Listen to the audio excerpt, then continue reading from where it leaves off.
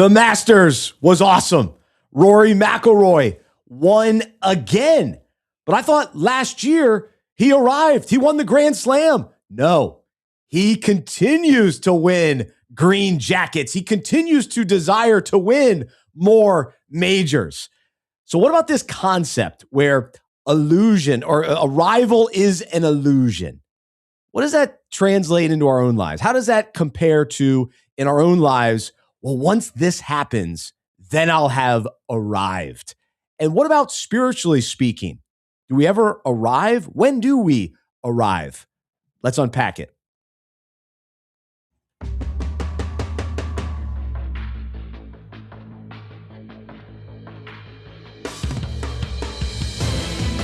Welcome to the Unpacking It podcast, where we unpack parallels, metaphors, and topics in sports that relate to life and faith. I'm Bryce Johnson in downtown Mount Holly, just outside of Charlotte, North Carolina, joined today by my co-host Tripp Smith. And that's right, I am wearing my Charlotte Hornets gear today. It's a play-in game, but it's, close to the playoffs. So the Hornets win tonight, win Friday night. They will head to the playoffs, and that is the hope. That is the goal. So hopefully it's a fun night in Charlotte tonight. We'll see if I end up at the game. I'm not sure yet, but that's the hope. We're still early. It's noon. I'm waiting for some tickets. We'll see what happens. But I'm ready. I'm ready. If you got a ticket for me, let me know, because I'll join you tonight. But we'll talk a little bit about the Hornets and the NBA playoffs later in the show. But we've got to begin with the Masters, because it was a wild weekend in Augusta, and it was really 4 good days of watching golf. I watched a good bit. I watched a lot of golf. And it's interesting. My young daughters, they were intrigued. They were fascinated by the golf. And you know who they were rooting for? Rory. They were in on Rory. And so I'll tell you about my fandom sort of changing throughout the weekend, because the leaderboard kept changing. Not to say I was bandwagon riding, but we'll discuss that in a moment. We'll say hello to Tripp here soon. But thank you for watching, listening, all the different platforms. And here, I've got a challenge for you today. Wherever you're watching or listening, check in with us. Let us know. Who are you?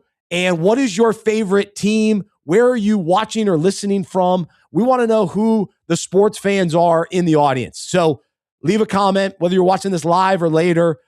Just let us know, who you are, who are your teams. We want to know. And who are you pulling for in the Masters? I'd like to know that as well. Want to thank our sponsor today, Upward Sports. Does your church already offer a sports ministry, or are you ready to start one? Upward Sports not only helps churches launch a sports ministry, but they also support churches that are already running one, helping you reach and impact even more families in your community. Upward Sports provides support every step of the way, from administration and ministry resources to online registration, league management tools, branded apparel, and more. Whether you're growing an existing ministry or starting fresh, Upward Sports equips your church to create meaningful experiences that connect with families, build relationships, and make your church the neighborhood hub. Schedule a call with the Upward team today and see how your sports ministry can make a lasting impact, or how Upward can partner with your current sports ministry. Go to upward.org/unpack. Upward.org/unpack. All right, Tripp, the Masters came and went, but we have a lot to discuss today.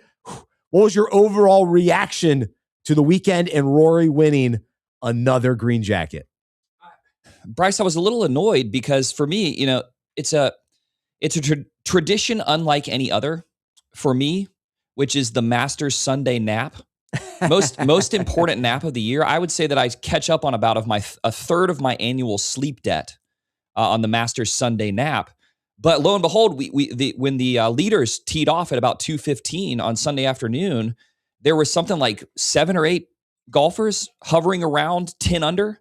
And I mean, it was just a roller coaster ride down the stretch. So I did not take my annual Masters nap this year. I felt a little inconvenienced by that. But in all seriousness, it was great competition down the stretch. I mean, for Rory to go into Saturday 6 strokes ahead of anyone else, and for him to lose that lead on Saturday, and I just thought, okay, he's done. Nobody lets a stranglehold slip away like that and still comes away with the overall victory. And then we saw Scottie Scheffler charge back into contention on Saturday with his incredible round. And so for Rory to pull off the victory, to hold off Scottie and the other golfers, really was a special thing to watch. For him to do back-to-back Masters for the first time, I think, since 2001-2 with Tiger Woods is also really historically significant. And now, we're talking about him in the conversation as like, who are the best golfers of all time? He's not right there at the top of the list with Jack Nicklaus and Tiger and some of those guys, but he's in that top 10. I think he's really in consideration for the top 10, top 8 golfers to ever play the game. And he's still only 36 years old. And that's what we're talking about today, because he's going to continue, he's going to keep pushing, going and pressing on. And so we'll get to the spiritual parallel here in just a little bit. But here was my kind of take on the weekend. So Saturday morning, coached my girls' soccer team. We struggled. We had a tough time, but my daughter scored a goal, so that was awesome. Maddie, the older one. But so I'm leaving. My dad came to the game, and I was like, "Hey, enjoy the Masters today." He's like, "Yeah, Rory, kind of running away with it." And I was like, "Well, just enjoy the dominance, enjoy the greatness." And then a few hours later, all of a sudden he loses the lead. It's like, how does a 6-stroke lead evaporate as quickly as it did? Of course, it was guys coming up behind him and then him just not adding to the lead, but it created what turned out to be the best day for me was Saturday. I thought Saturday, seeing, okay, who's going to rise, some new names jumping into the mix. I thought it was nice to see Jason Day again. So that was fun. Yeah. And then he blew it on Sunday. And then I guess Russell Henley was more so on Sunday, but then we had Russell Henley coming up there. And then of course, Cameron Young, don't call him Cam. Is it Cameron? We got into that discussion last week. Don't start that again. Here we go again. Pick one. Are you Cam or Cameron? What are we rolling with? But I was actually glad that Rory lost the lead because it made it more interesting. But who I was pulling for, I like Rory. I'm a Rory fan. I've been a Rory fan over the years. But I liked the idea of Scottie coming back. Yeah. That's who I was pulling for. So while my daughters were pulling for Rory to pull it out, I was pulling for Scottie to make that run. And I just find his game, I don't know, just more reliable and more like consistent greatness. Whereas Rory, and we talked about this on last year's Masters podcast, the roller coaster ride of Rory. We got it again. Right. That's been his whole career. That's how he is in tournaments. And so I appreciate Scottie Scheffler's game. And so I find it easier to root for him. And so I was rooting for the comeback. So that was my ride, my own roller coaster ride. Yeah. What was it? I mean, Rory hit fewer fairways in regulation. I think he hit fewer fairways over the course of all 31 4 rounds than anyone who has ever won the Masters. It's the lowest number of fairways for a Masters winner.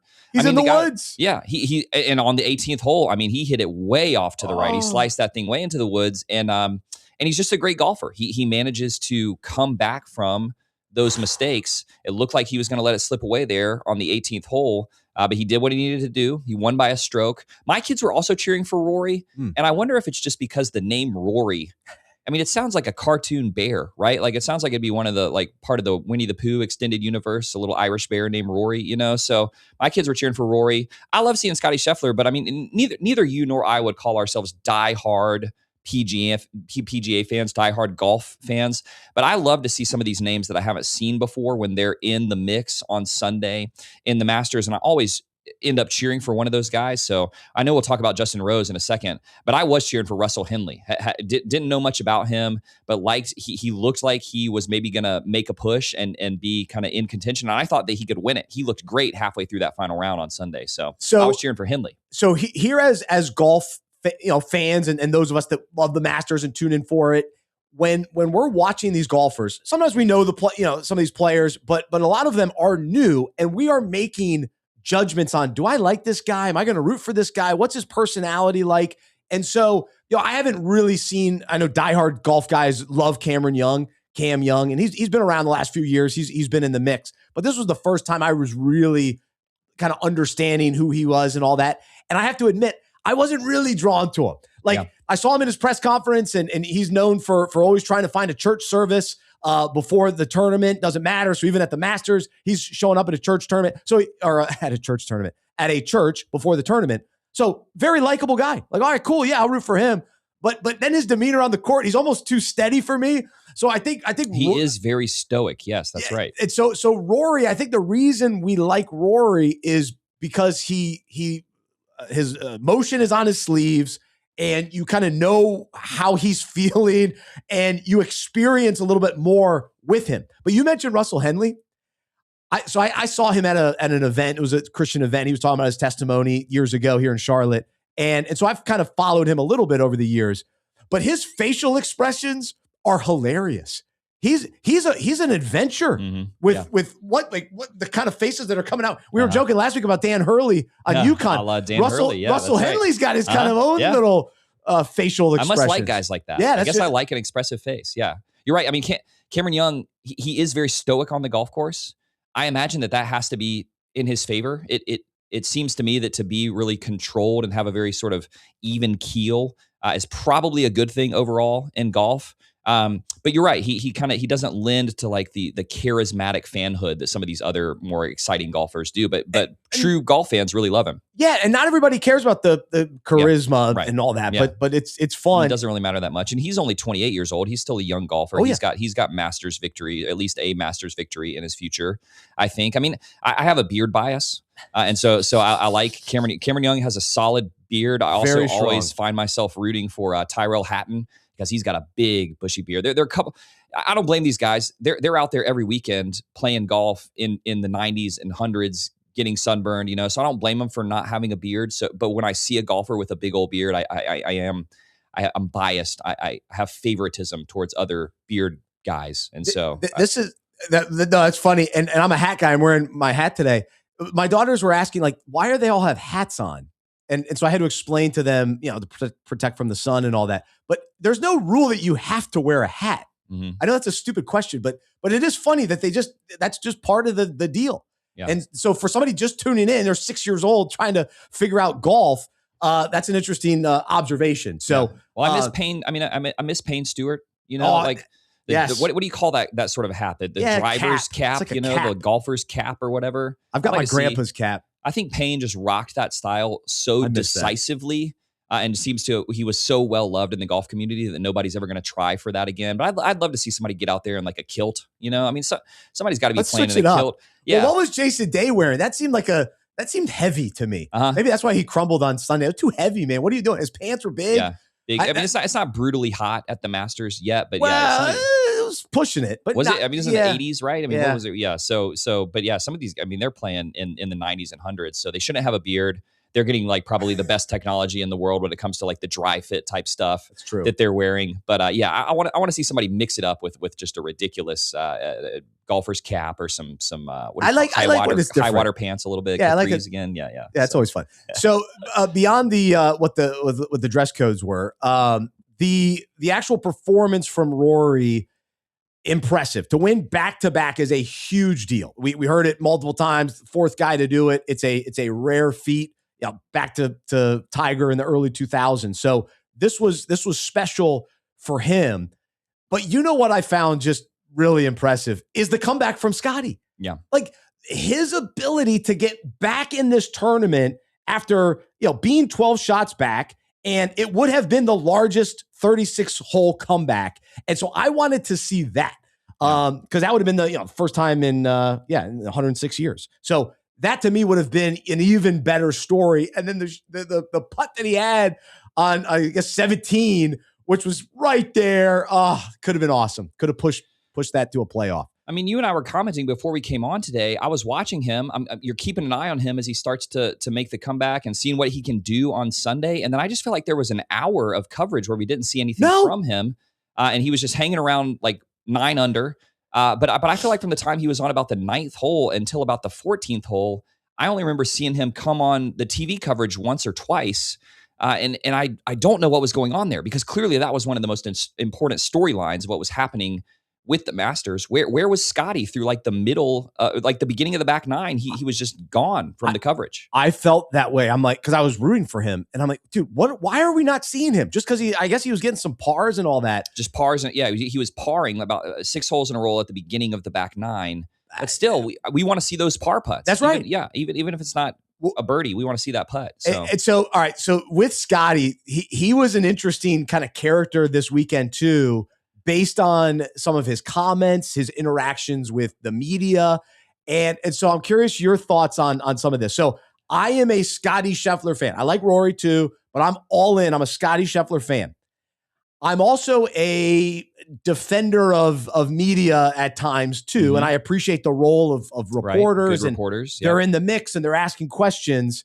And if you haven't seen it yet, it's a hilarious video. We were laughing before the show watching Scotty Scheffler. I guess this was on Saturday because he had an unbelievable round. Shot a 65. Yet it could have been better because he missed a couple putts and a couple opportunities where it could have been an even more remarkable round. And so a reporter asked him about that, and he didn't like the question. He's like, that's a terrible question, just awful. And he has this kind of smug laugh that is, so I saw the clip. I want to use this clip for other, like if people ask me questions, I just want to play this clip because it's just funny. It reminded me of a scene in Step Brothers, but it's just a funny comment. But here's the thing with Scotty. I think we like Scotty. I think he's relatable in some ways. And we love his dominance and his greatness too. But he has to be careful. Don't be the smug guy. Don't be the arrogant guy. There's a fine line because we defend you, Scotty. But don't disrespect the reporters either. And I understand you don't want to be asked about, hey, dude, I had a great round. What are you talking about? Right. Well, we're going to nickel and dime me on every little play here, every little hole. You understand. You understood what the reporter was trying to get at with the question, right? I mean, yeah, I do think that Scotty is in danger of getting a little bit of like just a reputation of being mildly entitled, let's say.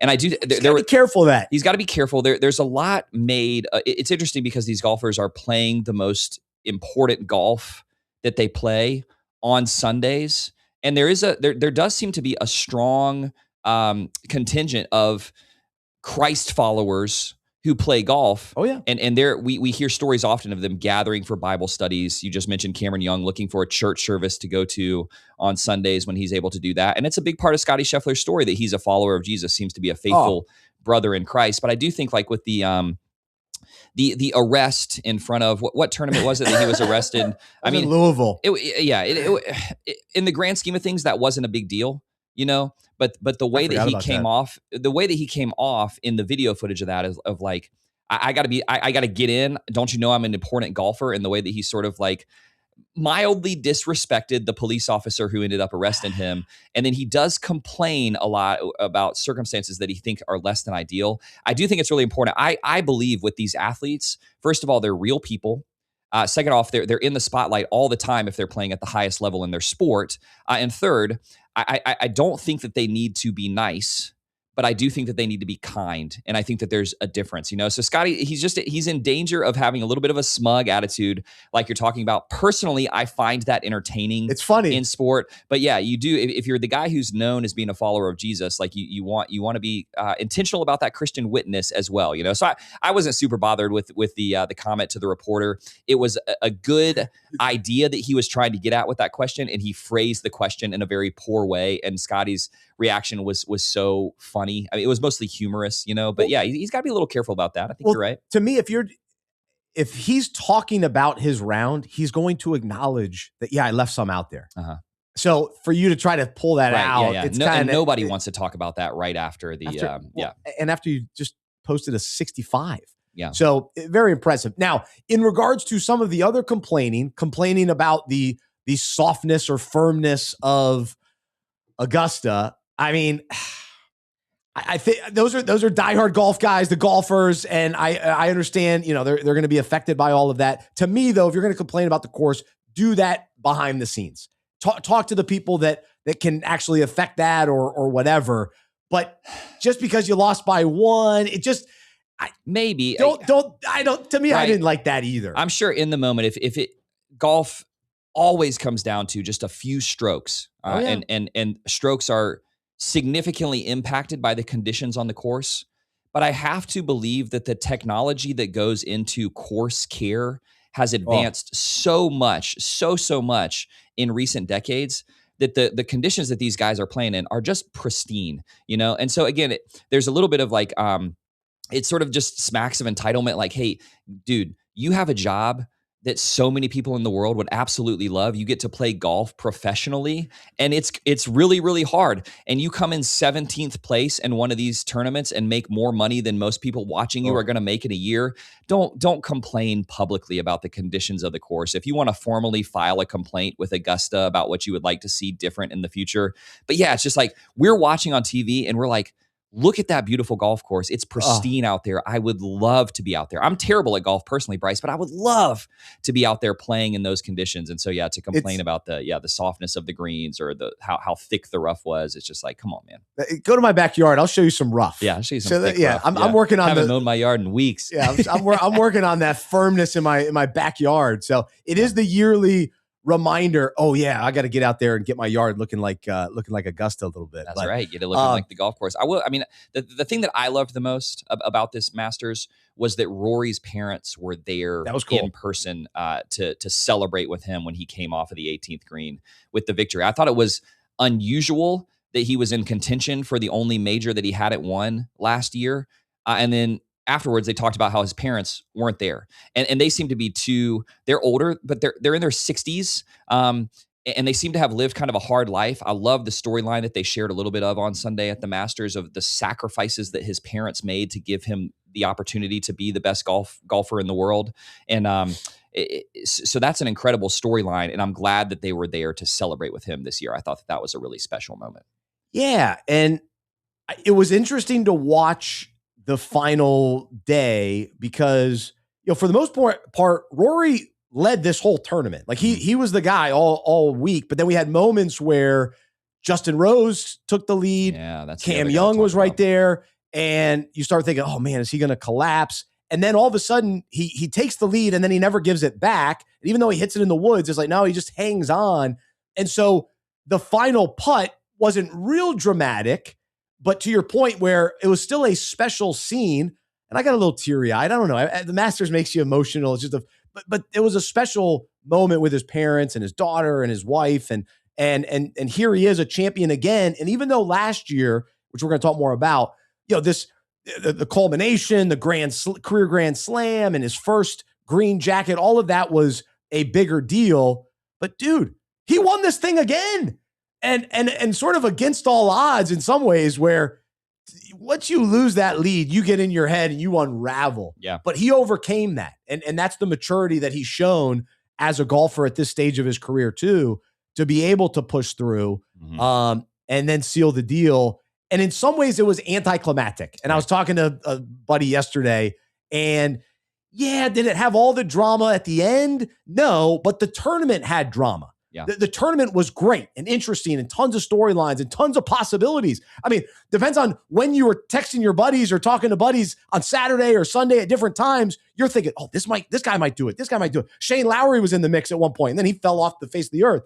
And then Lee made a run, I guess, on Saturday, and then poor guy on Sunday had a tough day. Yeah. And this was another thing Scotty, I think, maybe had reason to complain about. I'm not sure to the extent that he actually did complain about this. I just saw an article about that he could have complained about this. But poor Scheffler, he was waiting for Lee. So much waiting around. I mean, he's watching Lee all over the course. He's like, who is this guy? But Lee had 8 more shots than Scheffler did on Sunday. Yeah. That's a lot. That means you're waiting around for him to hit the ball. Yeah. And golf is such an incredible sport. I mean, it will humble the very best players in the world. And so, yeah, no hard feelings towards Lee. You have holes like that where you just all of a sudden it's a double bogey, and you can just see how much it hurts those guys. I mean, we'll say tumble down the leaderboard. He really did. The 18th hole was exciting in that, Rory had to make a 5 on the 18th to not go into a playoff. And he did. I mean, he hit that thing way off into the woods on the right side. And then the shot coming out of the woods, the cameraman lost it on the television coverage. I couldn't tell where it had gone. And so initially it looked like he had come out of the woods into the sand trap. And all of a sudden you're talking about, well, maybe this is going to be more difficult for him to make that 5 than we realized. And then, so the final putt was just a putt of inches. He could have taken kind of the gimme tap in there, but he did the proper golf etiquette thing, which is you wait for the guy who's not going to score as well as you to finish his round so that you can have the moment of cheering without interrupting. Yeah. So we did the right thing. But the last putt was not exciting. But the last hole, there was some drama there on the last hole where you're like, oh man, is he going to botch this? Like, is he going to let this slip away? And it's just wild that Rory, I mean, I think going into the Masters last year, that was his only major that he hadn't won. He needed to win that to complete the career Grand Slam. But I also think it had been 10 years since he had won any major going into the Masters last year. I'm pretty sure I'm correct about that. That he had a major gap. He had a huge gap. I think he had 5 major wins in the early, like in the mid 2000 teens. Yeah. And then he went 10 years without a major. And it does seem like, man, with that Masters win last year, he kind of got the monkey off his back. And now he has won 2 in a row. And it leaves you asking how many majors is he capable of winning before his career kind of winds down, which brings us to Justin Rose, right? Who is 45 years old, who has finished top 3 in the Masters 4 times. The only other golfer to finish in the top 3 that many times and never win the Masters is Greg Thomas, the Shark. I mean, it's like Greg Norman. Greg Norman. That's an incredible. Who's Greg Thomas? I don't know. Not the guy who owns Wendy's. That's Dave Thomas. Greg Norman. Greg Norman. That's rarefied air to be in, to have been in the running that many times, but he's never won it. And you just feel like this is maybe his last chance to get the green jacket. But we probably thought that last year, and then here he was again. Yeah. He plays well at the Masters, and it did feel like that when he was at 12 under. It's like, I wanted to see him win. Maybe he's got a shot, and he just can't finish the deal. Yeah. And he looked sick on the final few holes as it was slipping away from him. Yeah, he did not look like he was having a good time. Devastating. And he's been very respectful and, just classy guy. Classy in the midst of all these losses. But it hurts. Yeah, it hurts. He wants it. And it's funny because in some ways, I love the storyline of he's always second or third. Mm-hmm. So it's like, how many times can this happen? So part of me was rooting for that too. Like, I just hope he finishes second again.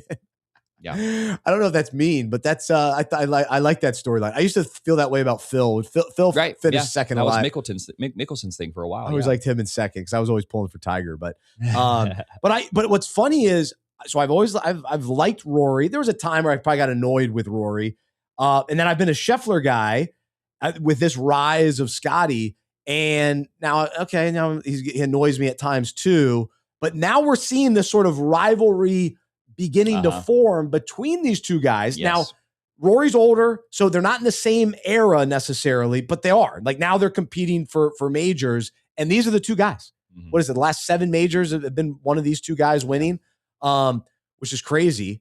And so now do we have to pick sides between the two? So am I going to be more of a Scotty guy or a Rory guy? Because now Rory's chasing, major greatness, but Scotty's still got time to get to that level too, and he's on track in a big way. It seems like all he does is win and finish right in the mix. That's a really interesting thought. I don't think that I care enough about golf to have a hard take on either one of those guys. It's good for golf that they're in the mix. That they're always competing with each other. So it makes for fun Sundays and fun kind of keeping track of the overall world rankings over the course of a golf season to see who's there at the top. I still think Scheffler is clearly the best golfer in the world, and is going to hold on to that for quite some time. But would love to see, him and Rory just continue to go back and forth like this. It's an exciting golf storyline. Absolutely. And then you see some of these other guys popping up and making it fun. So hope you enjoyed the Masters. I've yet to go to the Masters. It is on the sports bucket list. Yeah. I really want to go. So one of these years, hopefully that will come true. What else is on your sports bucket list? I want to go to Lambeau. Lambeau. Super Bowl's got to be on there. That's a stretch. It's almost impossible to go to the Super. You don't want to go? Not to say I would. I would go if I got tickets, but it's not like I gotta go. My favorite thing to do. Interesting. Yeah, it's definitely on the list for me. Okay. I'm more about. Lambeau. I want to see some venues. So I want to see all the classic venues. Notre Dame. I'd like to see a football game there. That one's attainable. Yeah. I'd like to go. Maybe the Kentucky Derby. I think would be fun. That would be fun. Yeah. Yeah. I've been there to Churchill Downs. Speaking of hats, I mean, you That's gotta right. think. You gotta think hard about your whole get up if you go to the Kentucky Derby, man. That's a good point. That's a good point. So anyway, those are a few things on the That's bucket. good. I would love to go to the Masters. Would love to go to the Masters. Yeah. I'd like to go see the Lakers in person, Staples Center. So for about 10 years, my dad was called now. Yeah, whatever the name of it is, whatever cryptocurrency company owns it, that's right? Yeah. My dad was a ball spotter for CBS for like 15 years at the Masters. Oh, I didn't know that. It's one of these things you can only get on the list to be a spotter. You have to know someone, so you got to be connected to somebody to get on that list. And then the only way, once you get it, you keep your same spot at your same hole every year. And the only way that you can lose your spot is to not show up one year, or to die, I guess, So it's like once you're in, you're on there. And so he, over the years, he knew somebody at CBS. He worked his way up the list, and then he was a spotter for a while on, I think, hole 8 or something like that. And these are the guys who radio back to the television coverage to say, here's the distance to the pin, here's the club he's using, here's what his lie is, and things like that. And the other day I was talking to him about it because he doesn't do it anymore. He did it for so many years. He's really involved at his church. And so it involved him missing Easter Sunday at church every couple of years. The Masters falls on an Easter Sunday. And he was like, oh, would you have wanted to go? And I'm like, yeah, Dad, it's the Masters. And he was like, oh, I didn't know that, man. I probably could have figured out a way to get you in there. And I was like, are you just telling me that to hurt me? Right. So he doesn't do it anymore, but I'm still holding out that maybe he's got some connections in the golf world. So I'm holding out that maybe Papa can get me into the Masters someday, but it doesn't seem like it's in the cards. That's a hard ticket to get. So it really is. Yeah. So let's go together. That would be fun. I would like to do that. But all right. So as we reflect on Rory's win, did a lot of research yesterday, was reading a ton of articles and trying to determine, all right, what's the topic for us to discuss this week in regards to our lives as followers of Jesus? And so each week on this show, we love taking a sports topic and relating it to life and faith, and relating it to what it means to follow Jesus each day. And so here's what jumped out to me with Rory, because last year was such a big win for him. Like I mentioned, the career Grand Slam, his first Masters win. And so this year, back to back, now he's adding to the Green Jackets, adding to his major championships. And the reality is, though, his career's not over. The journey is continuing. And it would have been easy for him not easy, but it'd be understandable. Like, all right, I've reached the mountaintop. I've won the career Grand Slam. I've won the Masters. I'm good.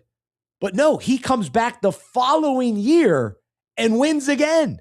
And so here's what Rory shared. He says, I felt like the Grand Slam was the destination, and I realized it wasn't. So here he is. You think back in your golf career and you set these goals, and now all of a sudden you start reaching these goals and you think, well, that was the point. That was once I arrive at that destination, then I'm good. Then everything's kind of settled and all right.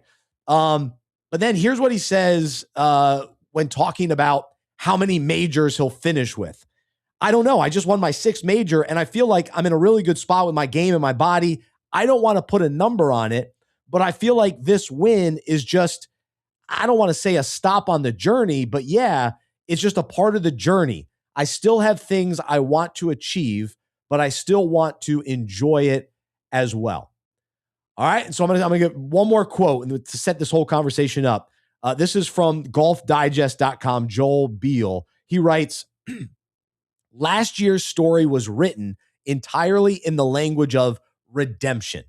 And talking about Tripp earlier, Rory, it was 11 years between majors. Yeah. But Beal writes, it was in the language of redemption, about ending a drought that had lasted nearly a decade.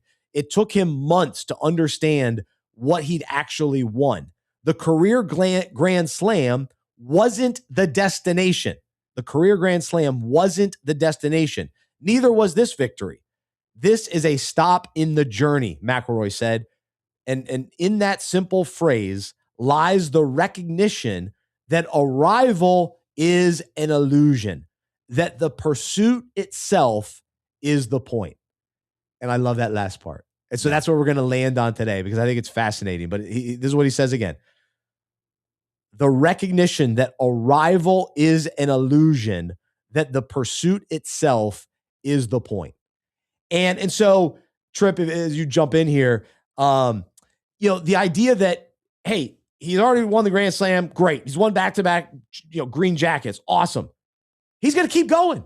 He'll be back, in a couple weeks. He'll be back, this summer with the other majors, and he'll be back next year, with Augusta, as long as he's healthy, right?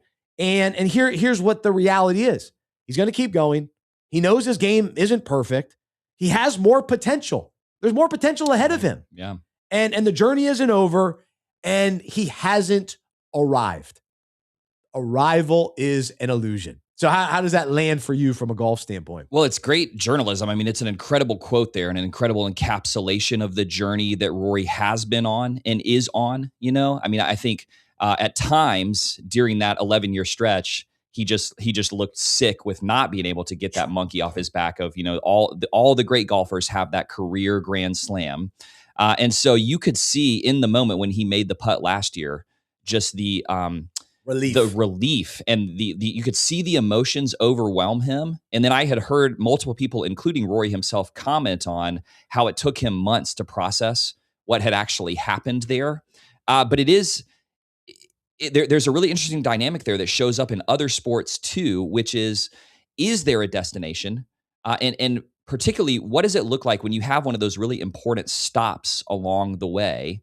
What does it look like to then press on to the next goal or to the next level of achievement? And especially for all of our biggest sports heroes, some of the greatest athletes in any of their particular sports, they knew how to achieve high levels of success and then still push for an even greater achievement. And that's what we have seen with Rory here in this story. And there's definitely a corollary to all of our own spiritual journeys.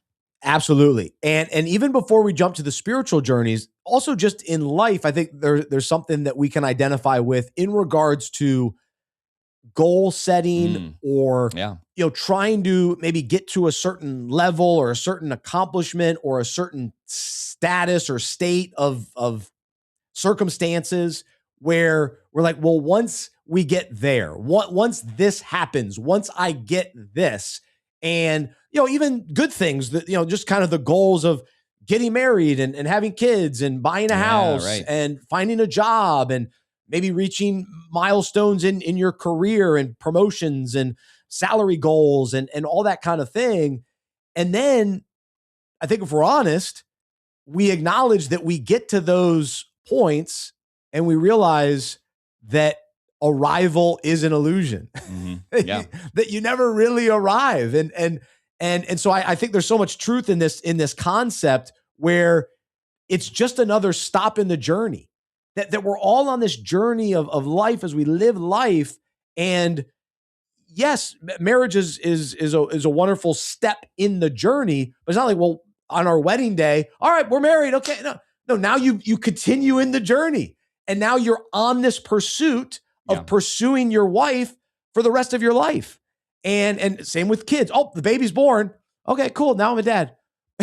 Now the journey continues. We haven't arrived. Yeah, we've arrived as a dad, but now we arrive in the life of a father and fatherhood. Yeah. So it's kind of it's fun to just sort of pull back a little bit, but I think it's a good reminder too to embrace the journey. Yeah, right. And it's cliche, but I'm guilty of this. Like, well, once I get this or once this happens, then I'll be good. Then everything will be kind of perfect and settled. And it's like, I just want to get through this. I just want to get to this point. Yeah. But then it's the next thing. Right. It's the next thing. Yeah. I mean, it's a cliche saying, but we hear it all the time. It's not the journey, it's the destination. But it really is true that you learn so much. It's not the destination, it's the journey. It's not the journey, it's the destination. What is the saying? Did I say it wrong? It's not. No, I know what the saying is, but I might have just said it wrong. It is not the destination, it's the journey. Yeah. The journey is the thing, right? Because we learn so much along the way. We experience so much adventure and fulfillment.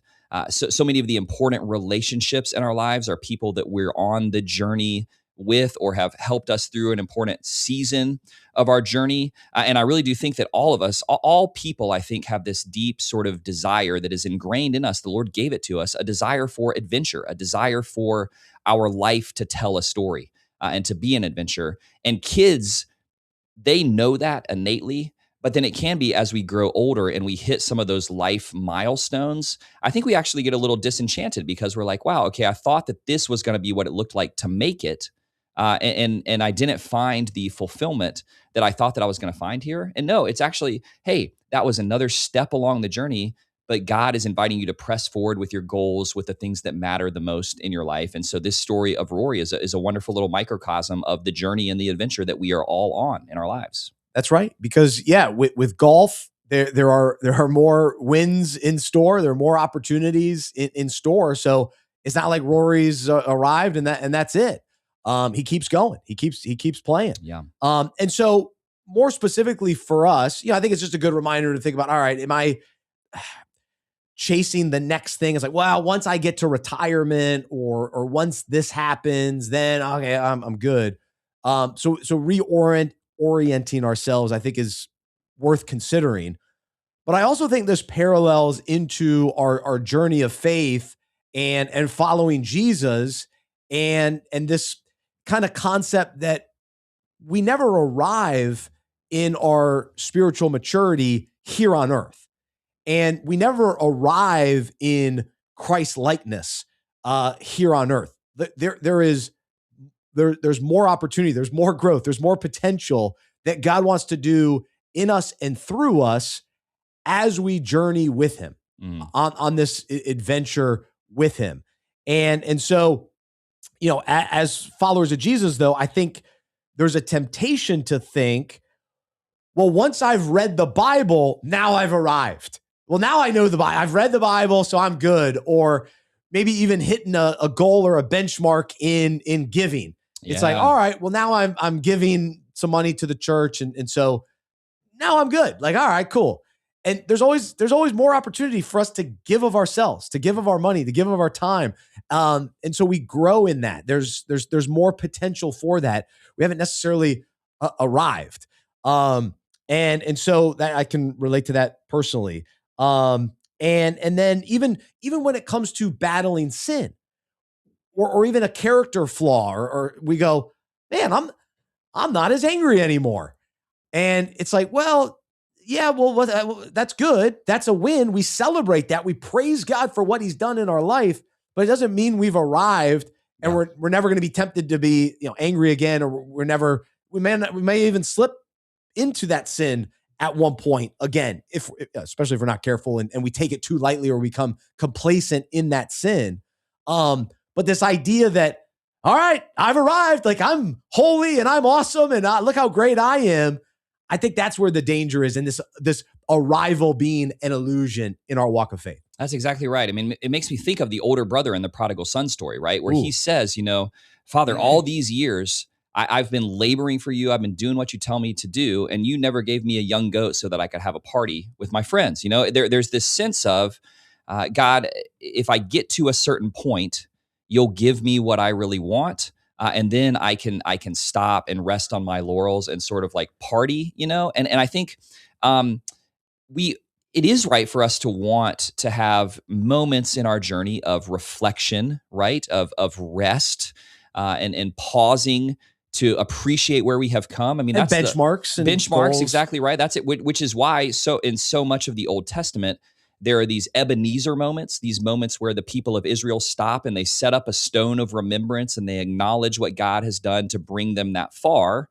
But then they don't just stay at the stone of remembrance and live there and be like, well, finally made it. This is what we wanted. The journey continues. The adventure continues. From the very beginning of the story, God has made us to be joint venturers with him, to go on an adventure and to go on a journey with him. That's ingrained in who we are. And that's always going to be true. And so, yeah, I think you're right. There's something risky. There's something potentially dangerous about thinking, now I've hit the threshold of perfection. I've hit the threshold of enough, and I don't need to be intentional about pressing forward in my journey with Jesus anymore. There's so many warning verses. We're going to look at one verse here in particular, but there are so many places that talk about, no, it's when you stop and rest on your laurels and don't take your journey with Jesus seriously, you're prone to drifting backwards. You're prone to drifting away. And so, yeah, this is an important concept for us to understand. Absolutely. And so, kind of similarly to this concept with Rory, where, the writer talks about the pursuit itself is the point. And so for Rory, it's pursuing golf and championships and the green jackets and the career majors and grand slams and all those things. It's the pursuit. It's the pursuit of growth. It's becoming a better golfer. It's working on his game. It's, pursuing all the different levels of golf. And so for us, how does this parallel? Well, as followers of Jesus, we are on a pursuit to know Jesus and become more like him. And so that's why we use the language of following Jesus a lot here at Unpacking It. We're sports fans following Jesus. And what that really is we are pursuing, we are seeking, we are following after him. And so we want to know him. We want to delight in him. We want to enjoy him. We want to fellowship with him. And so instead of the idea of, I've arrived, no, it's this ongoing pursuit that here on earth, we can continue. We haven't made it yet. We're going to continue to grow and continue to become more like him, more Christ-like. And so we haven't arrived yet. The journey isn't over. And so we keep pursuing. And so let's go to Philippians 3:12 through 14. And we're even going to look at 15 too.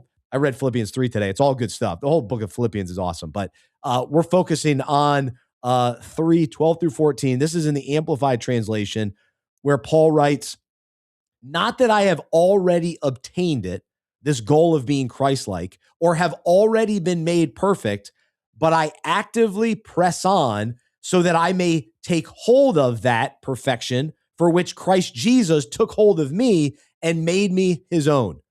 Brothers and sisters, I do not consider that I have made it my own yet, but one thing I do, forgetting what lies behind and reaching forward to what lies ahead, I press on toward the goal to win the heavenly prize of the upward call of God in Christ Jesus."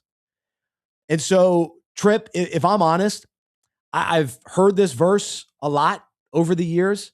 I've heard it in the context of sports and sports ministry because it's got a kind of sports parallel here. And sometimes I've maybe made this more complicated than it is, but at the same time, I think there's so much depth to this as well. And there are a lot of layers to this that I think it's worth unpacking some of it today. We probably can't even get to all of it today.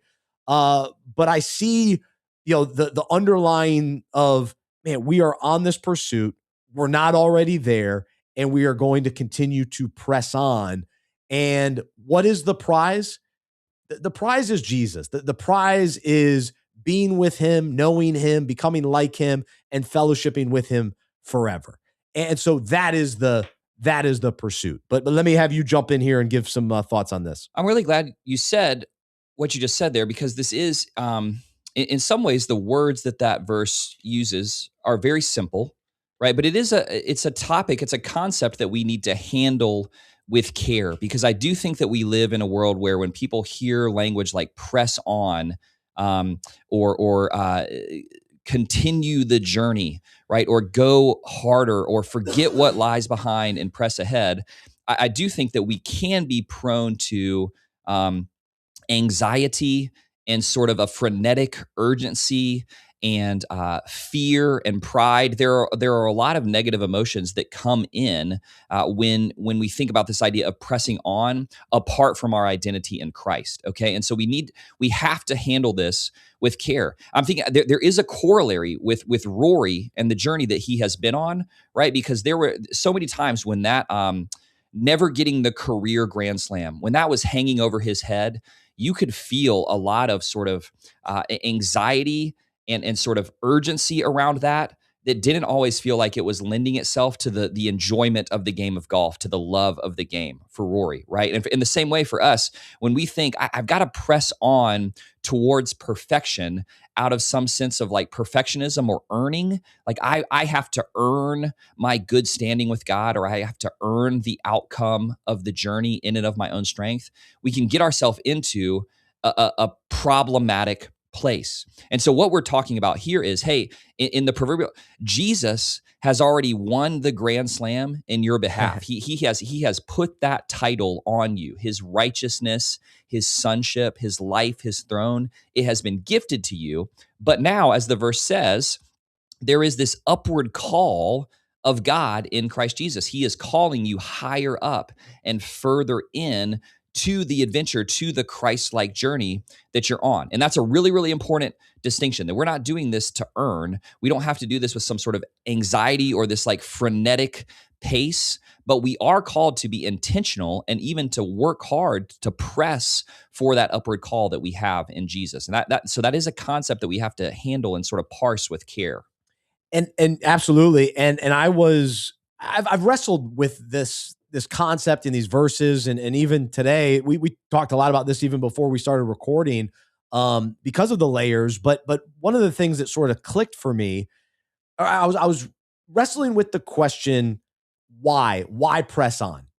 Like, why do I continue to press on toward Jesus or toward this prize? And so what does that really mean? And so what hit me was, what we long for is one day when we are in complete fellowship with Jesus in eternity in heaven with him, and there is perfection, and we are in paradise, and everything has been the fullness of it all is there. And so that's what we long for.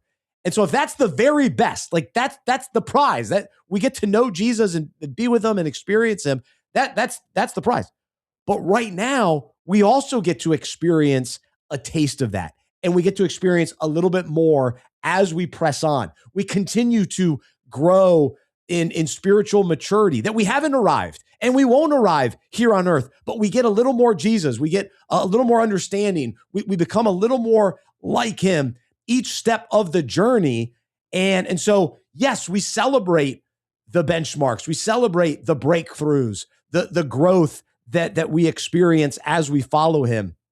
But we also, in humility, know that, all right, I haven't arrived, and I want to continue to pursue him. And so I'm on this pursuit of pressing on. And so, so I'll let you jump in on that. Yeah, again, it's just, we have to continue to handle this concept with care, and recognize that God says in the gospel, it is good news that our sins are forgiven. We're completely righteous in Jesus.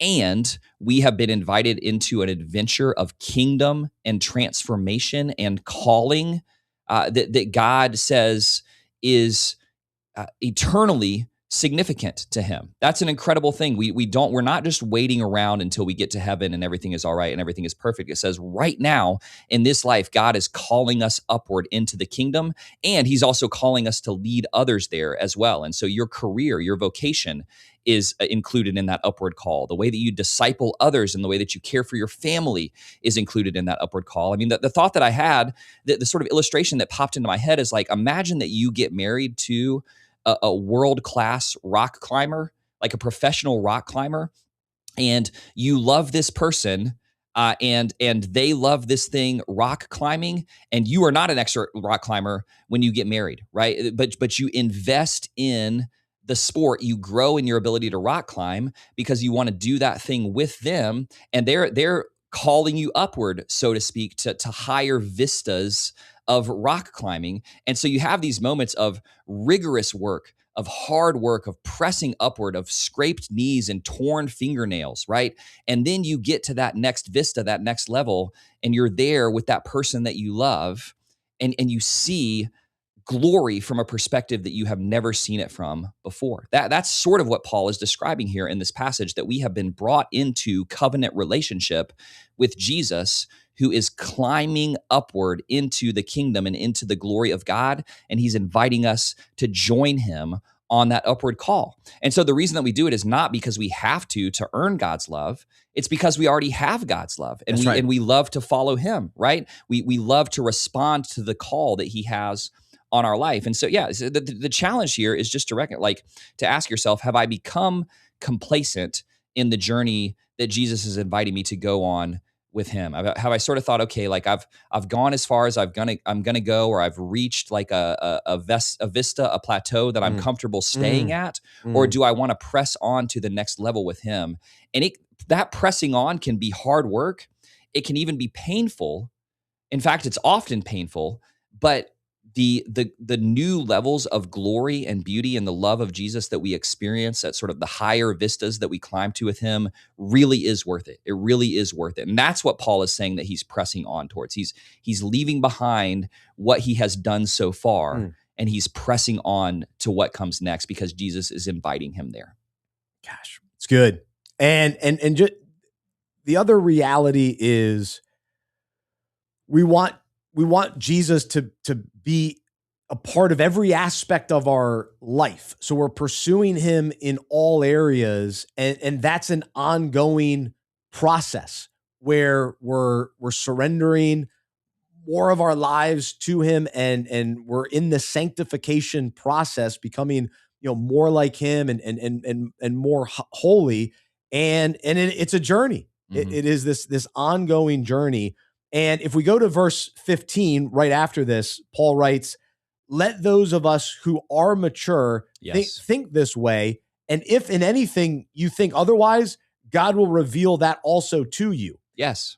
And so I was reading the ESV Study Bible, and the notes say, if you are really perfect or mature, you will realize you are not yet perfect or mature. Right, yeah. And so we'll recognize, oh, wow, we still have a long ways to go, that God is continuing to work on me and refine me. And so I continue to press on so that Jesus becomes more of my greatest passion.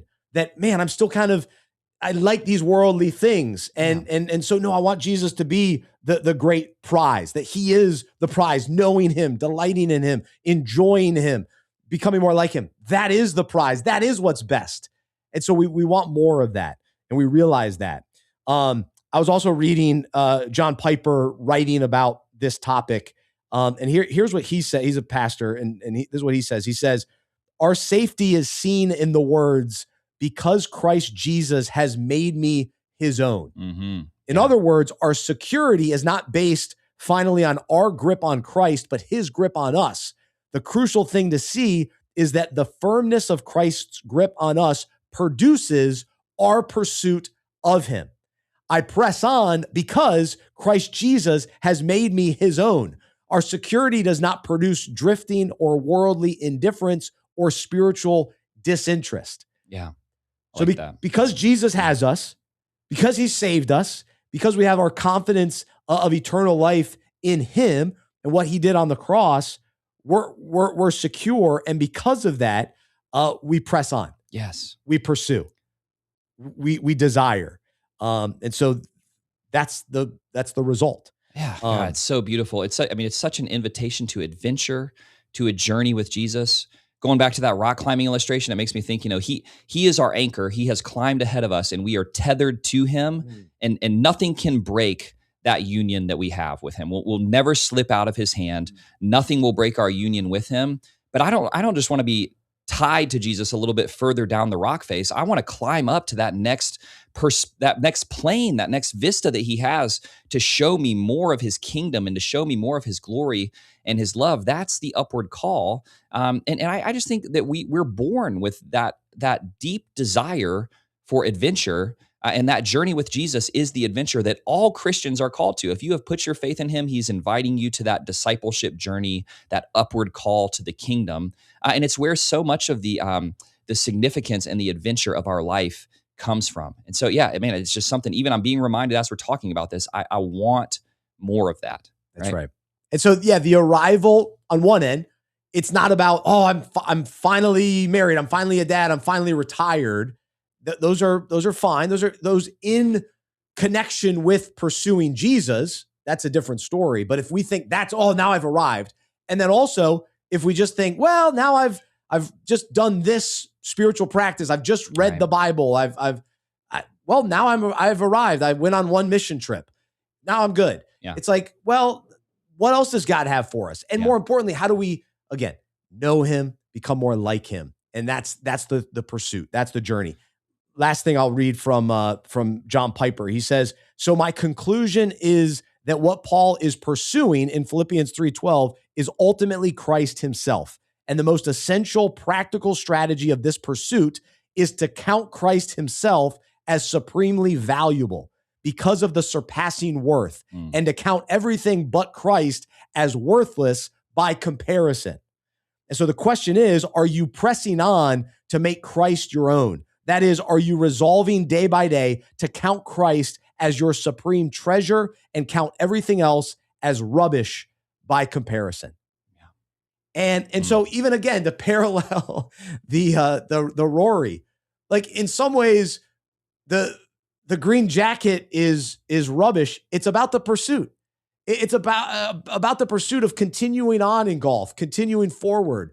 And maybe the parallel breaks down a little bit, but for us, it's pursuing Christ. Like it's him. That's what we're after. And so we continue on that. We continue on the journey each day. That's beautiful, man. I mean, this has been an encouraging and convicting, but in a good way, like an inspiring reminder to me today to continue on that journey with Jesus and to press onward. Amen. And ultimately, our destination, like where we do arrive as followers of Jesus, is in eternity in heaven with Jesus. And so that's the inheritance. That's the part of the prize. But it's knowing Jesus and being with him forever. And so that's incredible. So until then, let's rest in his grace. Let's rest in the fact that he's got hold of us, that we've given our lives to him. He's got us in his hands, and allow that transforming power that's within us, that the Holy Spirit working in our lives as we enjoy the journey. And Rory talked about that too, enjoying the golf journey. Like for us, we got to enjoy the journey of following Jesus. Enjoy it. Yeah. It's not burdensome. It's a wonderful experience. And so we press on in pursuit of Christlikeness, knowing Jesus deeply, fellowshipping with him, and living according to his kingdom. Each stop of the journey, we haven't arrived. We keep going. And just imagine what God has in store for us. That gives us hope and excitement to keep pressing on. So I hope you're encouraged by this, and would love to know any of your thoughts or questions. Again, I've wrestled with some of these verses and trying to grasp it, and I think it's good to not just read scripture, but study it. Look at different perspectives and look at study notes. And so I try to share some of what I'm learning, with listeners. That's part of this show. And so I'm still learning and growing too. I'm pressing on. I haven't arrived. And so I don't have it all figured out. I'm still trying to understand it. I was teaching the 4th and 5th grade boys on Sunday. They're asking questions that I kind of had to wrestle with a little bit, because it's like, wait, what is the truth? What do I believe? Yeah. What do I understand? So that's part of the exactly. Even that is a part of the journey. That's exactly right. Even that, we get to know him more and to understand his heart for us more deeply is an important part of the journey. So, and I love, I've heard those verses from Philippians many times, but I love the way that you kind of helped us unpack them today, Bryce. It's something I'm going to go back and think more about. Philippians 3:12-14. Those are great verses. Awesome. Well, good insight from Tripp as well. Appreciate your perspective as always. And we only have a couple minutes left, but I've got my Hornets gear on. So we at least have to give a shout out to the Charlotte Hornets, the complete turnaround as a franchise. And it is just a play-in game. We'd hope for the playoffs, maybe a 6 seed, and avoid the whole play-in situation, which it's both wonderful and annoying that that's the case, but it does give us some more basketball. But really, the addition of Con Knippel and how he has unlocked this Hornets team, and then the complete understanding of the roles that this team has, they all fit together really well. Yeah. It's been fun to see. And so I know everybody's not a huge NBA fan. I know everybody's not a Hornets fan. But it's a really cool sports story, because the Hornets were horrendous in recent years and never couldn't get LaMelo Ball healthy. He was healthy this year. They add, Knippel, Sion James, Kalkbrenner. These guys came in, contributed right away. So when you draft well, you get the right pieces that fit together, you turn things around. And so they turned things around a little late in the season, So they weren't able to get enough wins to sort of move up the standings. But man, they've been as good as any team since January, which is fun. Yeah, man, that's so true. And at some point, we'll have to have an episode about the sort of state of the NBA in general, because I do think that actually it's a good time to be an NBA fan. There's a lot of really great storylines. There are 6 or 7 teams that can challenge the Oklahoma City Thunder and really push them in a 7-game series. And I think we're going to get to see that during these playoffs. And yeah, the arrow is pointed up for the Hornets, right? This play-in scenario is tough. If they make it through the play-in scenario, they're going to have to play one of the best teams in the East. And I don't think that right now they're ready to beat Boston or to beat the New York Knicks or Detroit. Beat Detroit. I actually think that Detroit is probably, in my opinion, the 3rd best team in the East right now. And so if you got a chance to play them, I would actually feel a little bit better about the Hornets' chances of winning, let's say, 3 games against Detroit than I would against Boston or the Knicks. But yeah, they're not good enough to press for that yet, I don't think. But what you have is an arrow that's pointed up, good players in place, and a chance this offseason to build the team and to improve the team. And so I'm excited to see what the Hornets do in this play-in scenario, but I'm especially excited to see what they look like next year as well. So, and we haven't been able to have that sort of optimism about the Charlotte Hornets in a long time. So it's exciting to be able to be excited about the team. Yeah, and you know what I saw yesterday? The last 7 NBA champions have all been different. Wow. So there's good parity in the NBA. We haven't seen back-to-back, and it is definitely the Thunder. Their shot. You know, they've got the team to win it again. No question about it. But will we see somebody get hot and knock them off? I don't think the Knicks are deep enough or good enough. It might be a little early for the Spurs, but Victor Wembanyama, the way he plays, he's as good as anybody. So he's got a case for that MVP. He wants you to know he's got a case for it. But the Spurs, the Nuggets, and I actually think the Rockets, if everything goes right and KD plays the way that he's able to play. Let me stop you there, Trey. I'm not saying that they're going to beat OKC. My prediction is that Oklahoma City will be the first team in a long time to win 2 in a row. I think that Oklahoma City is clearly the strongest team in the NBA this year. But the Rockets have underperformed. They have underachieved this season. Coming into the season, we were saying this is a team that has the pieces in place to make a push in the West. So my prediction is not that they will win a 7-game series. I just think that the West is going to be really exciting and closer than people think in these playoffs. So good time to be watching NBA basketball, I think. So I had this argument. It's a great time. The playoffs are fun. It should be awesome. It is funny though, because I was having this conversation with Jody a little bit about, I went hard on March Madness, watched a lot of March Madness, then right into the Masters. And sort of, have we arrived? Back to the arrival. Have we arrived at no sports? Like I think that's Jody's question. No, we never arrive. We never arrive in a journey, in a gap in the sports calendar. Maybe July we finally arrive to a little bit of a breather, but now we jump right into the playoffs. Yeah. And if the Hornets do make the playoffs, then it's like I've got to watch. Whereas if it's other games, I'll keep an eye on here and there and watch as I can.